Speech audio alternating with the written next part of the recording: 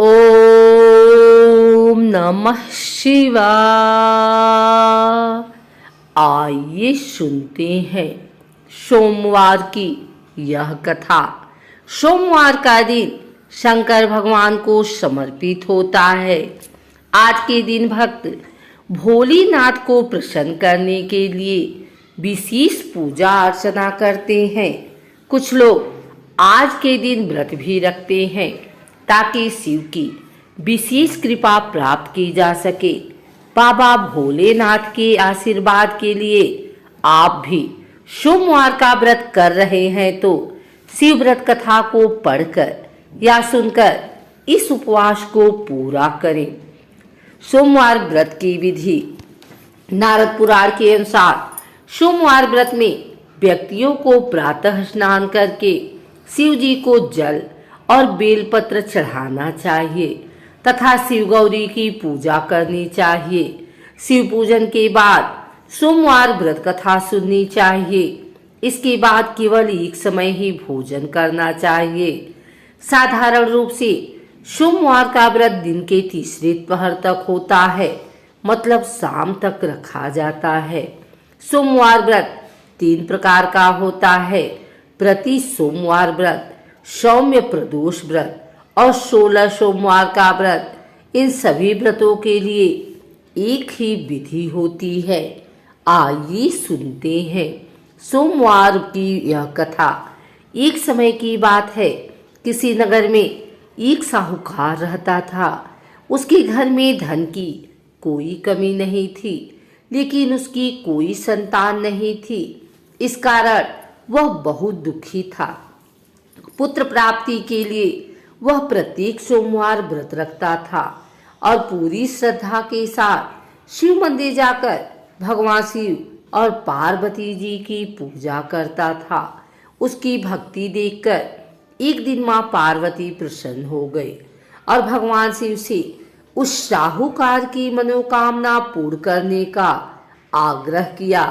पार्वती जी की इच्छा सुनकर भगवान शिव ने कहा कि हे पार्वती, इस संसार में हर प्राणी को उसके कर्मों का फल मिलता है और जिसके भाग्य में जो हो उसे भोगना ही पड़ता है। लेकिन पार्वती जी ने साहूकार की भक्ति का मान रखने के लिए उसकी मनोकामना पूर्ण करने की इच्छा जताई।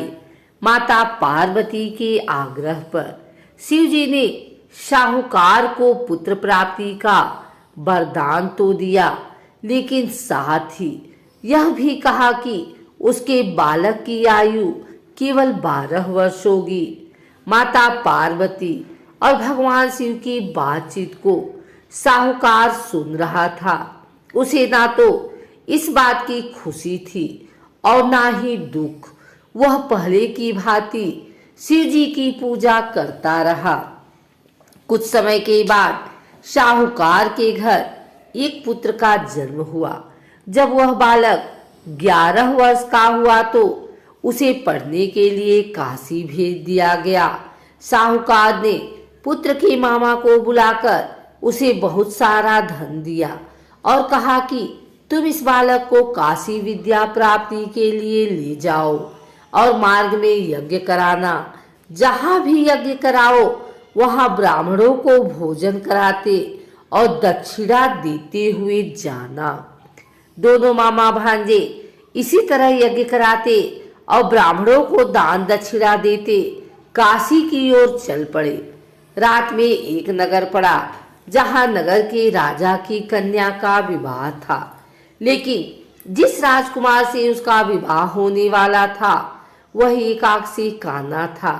राजकुमार के पिता ने अपने पुत्र के कान्हा होने की बात को छुपाने के लिए एक चाल सोची। साहूकार के पुत्र को देखकर उसके मन में एक विचार आया। उसने सोचा, क्यों न इस बालक को दूल्हा बनाकर राजकुमारी से विवाह करा दूं। विवाह के बाद इसको धन देकर विदा कर दूंगा और राजकुमारी को अपने नगर ले जाऊंगा। लड़के को दूल्हे के वस्त्र पहनाकर राजकुमारी से विवाह कर दिया गया। लेकिन साहूकार का पुत्र ईमानदार था। उसे यह बात न्याय संगत नहीं लगी। उसने अवसर पाकर राजकुमारी की चुन्नी के पल्ले पर लिखा कि तुम्हारा विवाह तो मेरे साथ हुआ है, लेकिन जिस राजकुमार के संग तुम्हें भेजा जाएगा वह एक आंख से काना है। मैं तो काशी पढ़ने जा रहा हूँ। जब राजकुमारी ने चुन्नी पर लिखी बातें पढ़ी तो उसने अपने माता पिता को यह बात बताई। राजा ने अपनी पुत्री को विदा नहीं किया, जिससे बारात वापस चली गई। दूसरी ओर साहूकार का लड़का और उसका मामा काशी पहुंचे और वहां जाकर उन्होंने यज्ञ किया। जिस दिन लड़के की आयु 12 साल की हुई उसी दिन यज्ञ रखा गया। लड़के ने अपने मामा से कहा कि मेरी तबीयत कुछ ठीक नहीं है। मामा ने कहा कि तुम अंदर जाकर सो जाओ। शिव जी के वरदानुसार कुछ ही देर में उस बालक के प्राण निकल गए। मृत भांजी को देख उसके मामा ने विलाप शुरू किया। संयोगवश उसी समय शिव जी और माता पार्वती उधर से जा रहे थे। पार्वती ने भगवान से कहा, स्वामी, मुझे इसके रोने के स्वर सहन नहीं हो रहा। आप इस व्यक्ति के कष्ट को अवश्य दूर करें।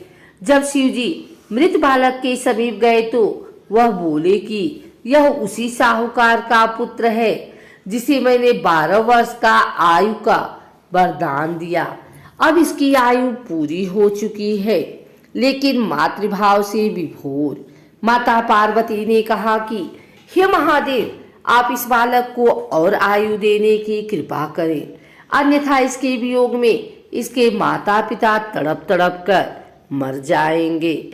माता पार्वती के आग्रह पर भगवान शिव ने उस लड़के को जीवित होने का वरदान दिया। शिव जी की कृपा से वह लड़का जीवित हो गया। शिक्षा समाप्त करके लड़का मामा के साथ अपने नगर की ओर चल दिया। दोनों चलते हुए उसी नगर में पहुंचे जहां उसका विवाह हुआ था। उस नगर में भी उन्होंने यज्ञ का आयोजन किया। उस लड़के के ससुर ने उसे पहचान लिया और महल में ले जाकर उसकी खातिरदारी की और अपनी पुत्री को विदा किया। इधर साहूकार और उसकी पत्नी भूखे प्यासे रहकर बेटे की प्रतीक्षा कर रहे थे। उन्होंने प्रण कर रखा था कि यदि उन्हें अपने बेटे की मृत्यु का समाचार मिला तो वह भी प्राण त्याग देंगे, परंतु अपने बेटे के जीवित होने का समाचार पाकर वह बेहद प्रसन्न हुए। उसी रात भगवान शिव ने व्यापारी के स्वप्न में आकर कहा कि हे श्रेष्ठी, मैंने तेरे सोमवार के व्रत करने और व्रत कथा सुनने से प्रसन्न होकर तेरे पुत्र को लंबी आयु प्रदान की है। इस प्रकार जो कोई सोमवार व्रत करता या कथा सुनता और पढ़ता है उसके सभी दुख दूर होते हैं और समस्त मनोकामनाएं पूर्ण होती हैं।